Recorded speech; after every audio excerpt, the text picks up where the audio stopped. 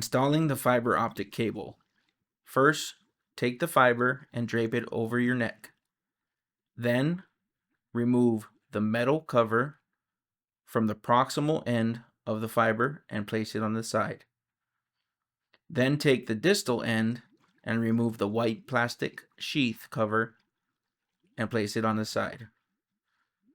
Now we're going to verify transmission by using a light. Looking at the proximal end of the fiber in the center pin, aim the distal end of the fiber at a light source to verify you have illumination shining through. Put the white cap back on to the distal end of the fiber. Look at the proximal end of the fiber for the red dot, which will go at 12 o'clock. Remove the plastic cover from the front of the unit and slide the fiber in and push and twist to the right or clockwise to tighten the fiber into the console. Once it is snug, drape the handpiece into the handpiece holder and hook the fiber optic cable into the fiber support arm. Installing the handpiece and tip. The handpiece and tip must be sterilized before use.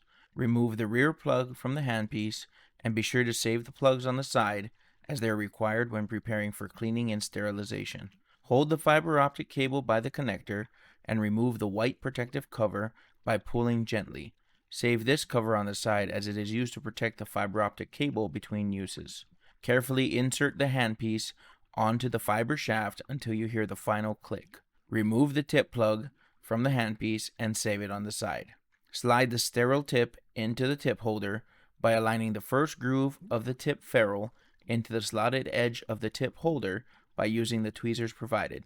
Align the handpiece over the ferrule end of the tip and carefully insert the tip into the distal end of the handpiece until the metal of the tip holder meets the metal of the handpiece.